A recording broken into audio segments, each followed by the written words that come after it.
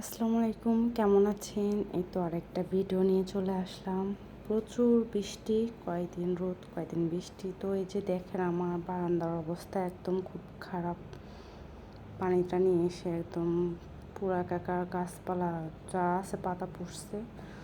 তো আর কি করা, কিছু সকালে নাস্তা নাস্তা খেয়ে বসে আসলাম। এত অলস লাগতেছে যে রান্না করতে যাব কি না যাব না। তো যাক, শেষ পর্যন্ত রান্না করতে গেলাম। তো এই যে ইলিশ মাছ ভাজি করব, আর ইলিশ মাছের সাথে এইভাবে পেঁয়াজ কেটে মেখে বসাই দিলাম। তো এইভাবে কার কার পছন্দ, আমার খুব পছন্দ।